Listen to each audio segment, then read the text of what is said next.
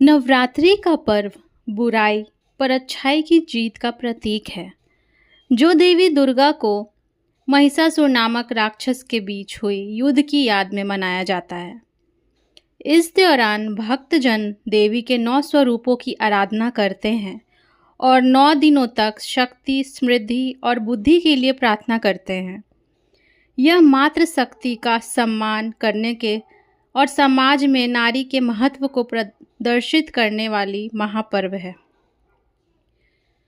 नवरात्रि का सबसे प्रमुख कारण देवी दुर्गा द्वारा महिषासुर नामक राक्षस का वध करना है। महिषासुर को अपार शक्ति प्राप्त थी और सभी देवताओं से मिलकर देवी दुर्गा का रूप लिया और 9 दिनों तक युद्ध के बाद उसे हराया। यह पर्व देवी दुर्गा के 9 रूपों को समर्पित है, जिन्हें 9 दुर्गा कहा जाता है। 9 दुर्गा कहा जाता है। प्रत्येक दिन देवी के एक अलग रूप की पूजा की जाती है, जो उनकी शक्ति के अलग अलग पहलुओं को प्रतिनिधित्व करता है। नवरात्रि के दौरान व्यक्ति अपने भीतर की ऊर्जा को जगाने और खुद को माता की भक्ति में लीन करने का अवसर पाता है। यह पर्व मानसिक, शारीरिक और आध्यात्मिक शक्ति को जगाने में मदद करता है, जिससे व्यक्ति जीवन की परेशानियों से पार कर पाता है। यह पर्व नारी शक्ति और समाज की में महिलाओं के महत्व का प्रतीक भी है, जो मातृत्व को सर्वगुणों का आधार है। नवरात्रि के दौरान प्रार्थना, उपवास और भक्ति के साथ साथ गरबा, डांडिया और अन्य लोक नृत्य जैसे सांस्कृतिक कार्यक्रम भी आयोजित किए जाते हैं। नवरात्रि एक तरह से एक नए जन्म का भी प्रतीक है, जहां व्यक्ति अपने आत्मा का नव जागरण करता है और जीवन की नई शुरुआत करता है। नवरात्रि में हम 9 दिनों तक देवी माँ के 9 रूपों की पूजा करते हैं। आइए जानते हैं उनके 9 रूपों के बारे में।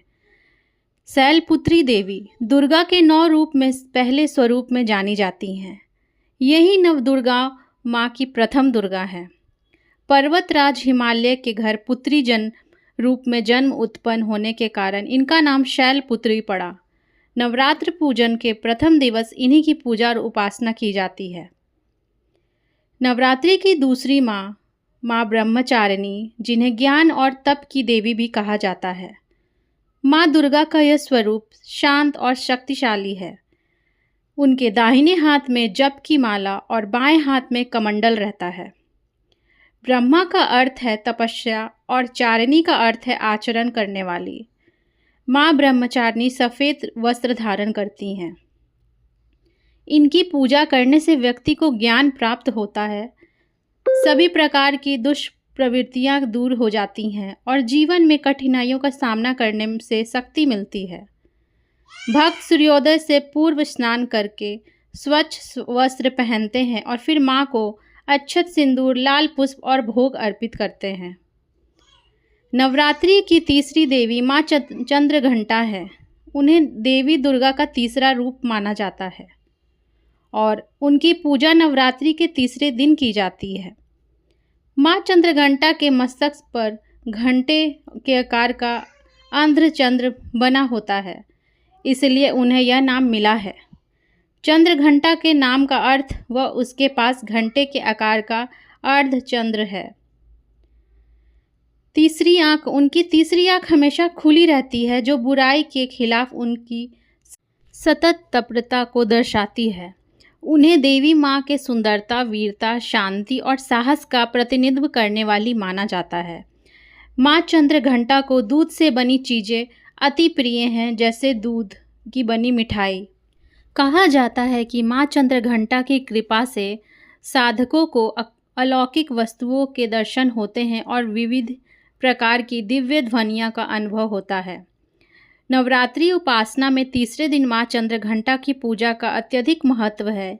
इस दिन की व्रत कथा का पाठ करने से साधक की सभी इच्छाएं पूर्ण हो जाती हैं और जीवन में सुख शांति की प्राप्ति होती है। नवरात्रि के चौथे दिन देवी कुष्मांडा की पूजा की जाती है। देवी कुष्मांडा को ब्रह्मांड की रचना करने वाली शक्ति के रूप में जाना जाता है और माना जाता है कि उनकी मंद हल्की मुस्कान से पूरे ब्रह्मांड का निर्माण हुआ। कुष्मांडा के नाम का अर्थ है, कु का अर्थ है छोटा, ऊष्मा का अर्थ है गर्मी और अंडा का अर्थ है अंडे से है। ऐसा माना जाता है कि उन्होंने अपनी गर्मी और प्रकाश से पूरे ब्रह्मांड को एक छोटे ब्रह्मांडीय अंडे के रूप में बनाया। उनके हाथ 8 हैं, इसलिए उन्हें अष्टभुजा देवी भी कहा जाता है। उनके 7 हाथों में कमंडल, धनुष, बाण, कमल पुष्प, अमृत से भरा कलश, चक्र और गदा है, जबकि 8वें हाथ में सिद्धियों और निधियों को देने वाली जप माला है। उनका वाहन सिंह है। वह सूर्य लोक में निवास करती हैं और अपने तेज से सभी दिशाएं अलौकिक करती हैं। उनकी पूजा करने से रोग, कष्ट और शोक से मुक्ति मिलती है और धन और शक्ति प्राप्त होती है। बृहस्पति ग्रह मजबूत भी होता है। नवरात्रि की 5वीं देवी माँ स्कंद माता हैं। उन्हें देवी दुर्गा का 5वां स्वरूप माना जाता है और नवरात्रि के 5वें दिन उनकी पूजा की जाती है। उन्हें स्कंद युद्ध में देवता कार्तिकेय की माता होने के कारण स्कंद माता कहा जाता है। उनका नाम स्कंद शब्द से आया है, जो भगवान कार्तिकेय का दूसरा नाम है और माता का अर्थ माँ है। वह अपने सांसारिक रूप में शेर पे सवार होती हैं और उनके दोनों हाथ में कमल के फूल होते हैं। स्कंद माता को धैर्य, पवित्रता और शांति की देवी माना जाता है। उनकी पूजा से भक्तों को सुख, समृद्धि और संतान सुख की प्राप्ति होती है। नवरात्रि के 8वें दिन माँ कात्यायनी की पूजा की जाती है। वे देवी दुर्गा के 9 रूपों में से छठी हैं और महिषासुर का वध करने के कारण महिषासुर मर्दिनी के नाम से भी जानी जाती हैं। महर्षि कात्यायन के पुत्र के कारण में प्रकट होने के कारण इन्हें कात्यायनी कहा जाता है। इन्हें 4 भुजाओं वाली देवी के रूप में दर्शाया गया है, जिनके एक हाथ में तलवार, दूसरे में कमल का फूल तथा अन्य में 2 हाथ वर और अभय मुद्रा में होते हैं। माँ कात्यायनी की सवारी सिंह है। उनकी पूजा से शत्रुओं पर विजय मिलती है और जीवन की बाधाएं दूर होती हैं। नवरात्रि के 7वें दिन माँ कालरात्रि की पूजा की जाती है, जो देवी दुर्गा के उग्र और शक्तिशाली रूप हैं। उनका स्वरूप अत्यंत भयानक माना जाता है, लेकिन वे अपने भक्तों के सभी कष्टों से मुक्ति दिलाती हैं और सुख समृद्धि का आशीर्वाद भी देती हैं। माँ कालरात्रि का शरीर अंधकार के समान काला है। उनके बाल बिखरे हुए और लंबे हैं। उन्हें पापियों का नाश करने वाली देवी माना जाता है और नकारात्मक शक्तियों को दूर करने के लिए उनकी पूजा की जाती है। माता कालरात्रि की पूजा करने से भक्तों को मन में भय और नकारात्मक ऊर्जा की दूरी होती है। नवरात्रि के 8वें दिन देवी माँ महागौरी की पूजा होती है, जो देवी दुर्गा का 8वां स्वरूप है। इन्हें महाअष्टमी के दिन पूजा जाता है और ये अपने शांत स्वभाव और पवित्रता के लिए मानी जाती हैं। माना जाता है कि महागौरी की पूजा करने से भक्तों को शांति और समृद्धि मिलती है और सभी पापों से मुक्ति मिलती है। माँ महागौरी का रंग अत्यंत गोरा होता है। इनकी 4 भुजाएं हैं। एक हाथ में त्रिशूल और दूसरे में डमरू सुशोभित होता है, जबकि अन्य 2 भुजाओं वर में आशीर्वाद मुद्रा में होती हैं। माँ की सवारी बैल है।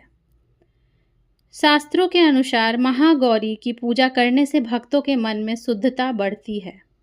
इनकी पूजा से धन, वैभव और सुख शांति की प्राप्ति होती है। कहा जाता है कि महागौरी की कृपा से असंभव कार्य भी संभव हो जाते हैं और अलौकिक सिद्धियां की प्राप्ति होती है। नवरात्रि के 9वें और अंतिम दिन देवी माँ सिद्धिदात्री की पूजा की जाती है, जिन्हें देवी दुर्गा के 9 रूपों में 9वें रूप में माना जाता है।